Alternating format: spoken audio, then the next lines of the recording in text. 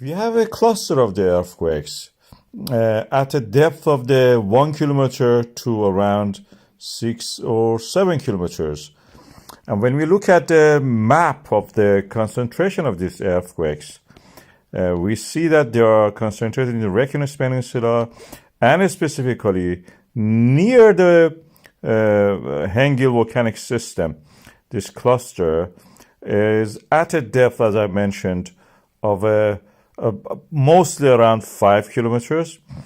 And the magnitude of them actually is very interesting. They're tiny.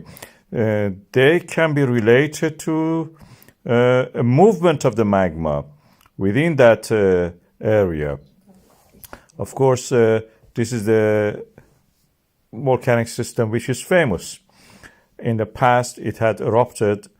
And when we have one eruption, which is currently we have it in the Svartsengi, the pool of the earth crust creates activity in the adjacent volcanic systems. So Svartsengi, when it has eruption, next we'll have Reykjanes, next we may have the Hengill or Brennisteinsfjöll, and then Hengill, and then goes toward the north. This is a spreading of the earth crust, lithosphere, as you can see, and through that extension, we have the mid-Atlantic ridge, which a microcontinent of the Iceland is actually sitting on the top of it. So it's created this Reykjanes Peninsula in that area, adjacent to that microcontinent.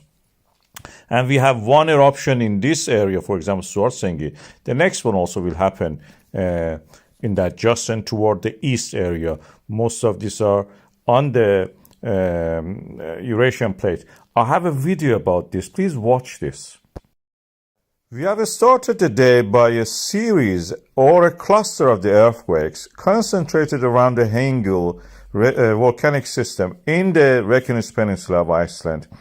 The depth of most of them is around 5 to 7 kilometers, and they are concentrated around the Hengill area. This is the area marked for you now. You can see this, and they are concentrated also on the short period of time. Very sharp concentration you can see there, almost like one of those cases that we had an eruption. It's interesting at this time also, we had 1 kilometer depth earthquake on the ground zero in the Grindavik. That's the area that we are expecting an eruption any moment, related also to the another volcanic system called the Svartsengi volcanic system.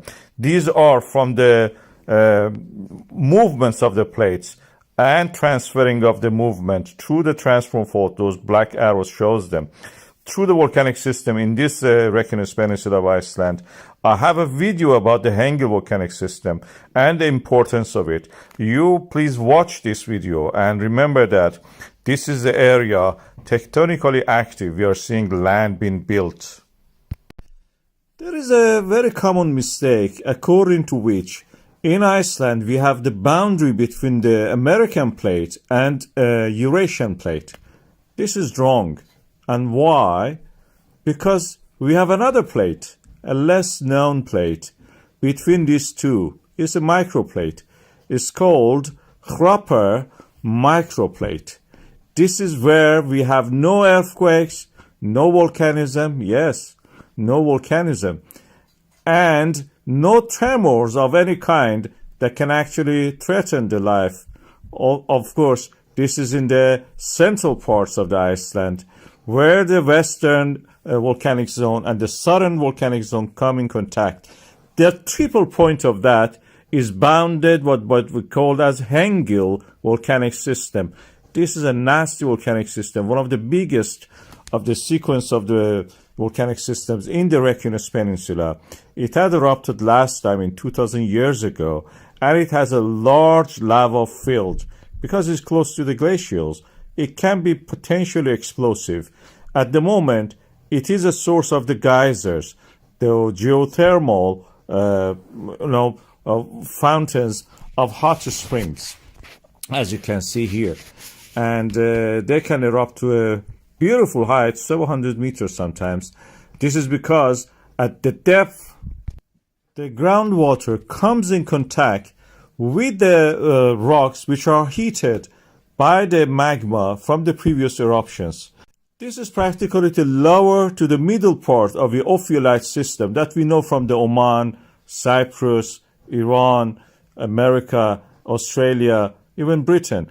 These are the areas that the volcanic eruption happened in the past. Of course, this Reykjanes Peninsula has been active over the past few years. We had the Fagradalsfjall, Merardalur, Little Kotor, Sundunka, Hagafell, Grindavik, and again Sunduka 2 eruptions happening one after another. These volcanic systems are extending where the earth crust is extending and getting thinner and opening up a way for the magma to rise, to form actually by the melting of the top part of the mantle and rise and erupt as lava. Each volcanic system on its own transfers the movement, the thinning of the ground from one system through this process of badinage, means sausage making. These are like a sausage rolls twisted at certain points, starting from the Atlantic Ocean in the Reykjanes Ridge, and then earthquakes transfer through that ridge to the Reykjanes Peninsula and through every single volcanic system that we have there: Elfdorf, Svartsengi, Fagradalsfjall, Kristuvik, Brennisteinsfjöll, and the last one is Hengill one. And the Hengill after that is a triple junction for the south and the western volcanic zones. So transferring of the movements happens there. Hengill is the last in the chain. When the others have erupted, Hengill will be the last one to erupt. And when the others have the tremors and movement, Hengill will be the last one to receive the movement, to accommodate the movement. Otherwise, practically they cannot move if they don't accommodate this movement. Hengill is always the last. So in that sense, we can say that this is difficult to move the Hengill, and now the Hengill, we have earthquakes in that area, which is now moving. The transformation of the movement from the Reykjanes Ridge to the Reykjanes Peninsula is not completed. And as the time goes by, when the Kristuvik volcanic system is awakening, next is the Brennisteinsfjöll activated, and then the Hengill volcanic system.